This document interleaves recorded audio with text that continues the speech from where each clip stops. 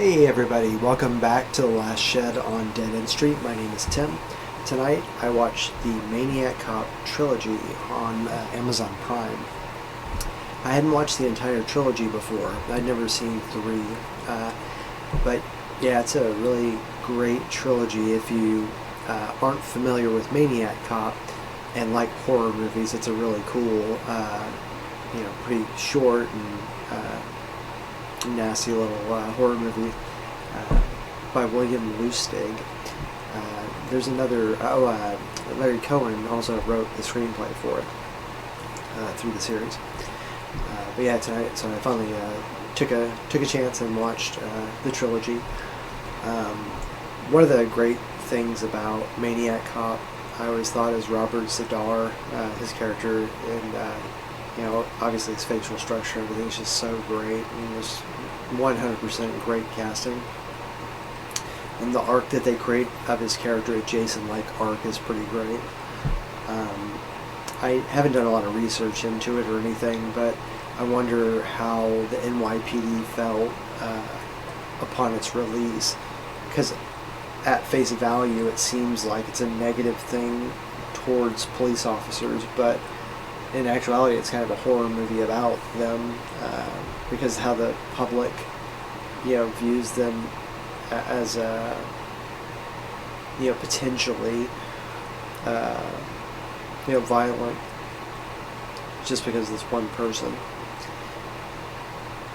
If you so in the first Maniac Cop, they have Bruce Campbell also is in it. Sam Raimi's in a very small cameo role, which is pretty cool. But they just tell the story about this menace that's stalking the streets, and they have to kind of get to the bottom of it. And over the course of the movie, there's some intrigue where Bruce Campbell's character gets accused of something, and so he has to fight that and everything, while also having to fight off this Terminator-like relentless enemy. They do a great job of photography and the nighttime photography. The first one, I would guess, didn't have a ton of money on the budget. It builds, with each movie in a really great way, and with scale. I really like Men on Fire stunts in movies, and they have two really fantastic ones in this. The stunts in Maniac Cop and the car stunts aren't really mentioned enough. Not in things that I've seen or people making videos and things, but it is really worth noting because there's some really great car stunts in the Maniac Cop series. There's one in particular where this female officer is handcuffed to a car, and it's like it's pushed down the hill by the Maniac Cop in neutral, and so it's just accelerating down this hill where she has to keep up, and then it gains such momentum that it's like speeding down the street, and she's hanging on for dear life, and it's just an incredible thing because it's not CGI, it's a real person doing it, so it's really quite fantastic.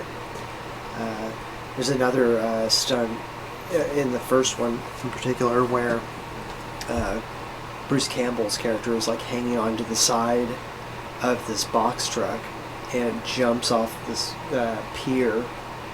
And when it happens, the stunt guy's on the side of this thing as it's jumping off the side of this pier and almost gets hit by the truck, and it's just an unbelievable display of photography and stunt planning and execution. It's just a great stunt. The first one's smaller in scope, but still a big, very big story. It involves the NYPD in New York City at large. But it is it's low budget, so they did a lot with a little. The second movie they capitalized on it, so there's a lot more bells and whistles. There's a lot more Terminator-like scenes in it with Robert Z'Dar's Maniac Cop, walking into the precinct and just exerting his will on everybody, and there's not much they can do. And then the third one builds to this really great, almost like at the end of the day, it's a monster movie, So, and they say it at one point. It's it's kind of a Frankenstein kind of a thing. So it's just this zombie Frankenstein-like relentless pursuit of justice creature thing, and So it's kind of like, so it builds to that. It builds to this like myth of the Maniac Cop in a really great way. I thought I really enjoyed it. When I was watching it on Prime, the first one is in the correct aspect ratio, but the second one was not. It was in the. I mean, it looked like it was a VHS rip. So it's just the 4:3 aspect ratio, so it's not filling the full screen here in the shed.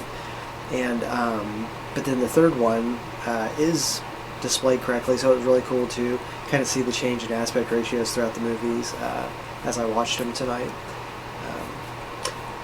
Some things I wanted to mention were so the actors in the kind of universe of Maniac Cop.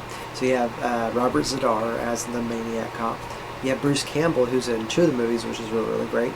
And then there is Robert Forster, Richard Roundtree, Sam Raimi's in it. I believe Ted Raimi at one point, and some other great female actresses that I don't know them by name off the top of my head.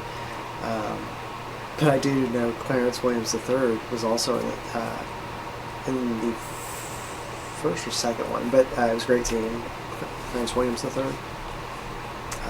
There's this, so in the first one, it's a little more down and dirty, low budget, rough around the edges, and the second one becomes a little more of like a more depth to it. There's a little more of something going on within the story that they want to tell in the second one. And there's this great scene where there's this blind newspaper salesman, and he's the only person that has had physical contact with the Maniac Cop. There have been reports and suggestions, but nobody's actually, lived to tell, that they actually touched the Maniac Cop. And I guess he didn't feel threatened by the blind guy, so he allowed him to do it. But when the blind guy is discussing this with a detective, he describes it in this really, really great, detailed way about his experience in the war and whatnot. And I won't do it justice by, completely revealing what he says, but it essentially boils down to, he hasn't, felt that cold, lifeless feeling of, a dead person's flesh, that he knows because of the war. But the way he tells and the way the actor portrays it's really, really great. Especially, I think it's coming from Maniac Cop too. So, who would have thought there's a great, acting display there? This thing has an absolute great arc and sticking the landing on like what happens to Maniac Cop. Like they really kick the door down, and they literally do it in like multiple times. Kick the door down as the trilogy progresses. But yeah, there's just such a great like ending, just fireworks. It's absolutely great. In the second one, there's this funny, not really funny, but I noticed that in the car scenes, they would have like a wheel come off and it'd be like sparking and whatnot. And I wonder if that at one point was like a selling point on a car stunt. Like I can drive 2 wheels and 2 rims and get you like all the sparks you need, because it has a really striking look photographically. And yeah, well done to whoever did that stunt. Anyway, so tonight I watched the Maniac Cop Trilogy, now playing on Amazon Prime. They're each about like 88 minutes, average 85 minutes long, so really short. And yeah, they really do entertain. So you can pick any one of them and you'll be entertained, but if you watch them in order, you'll definitely get more from it. Anyway, tonight I watched the Maniac Cop Trilogy, now playing on Amazon Prime. My name is Tim. This is The Last Shed on Dead End Street.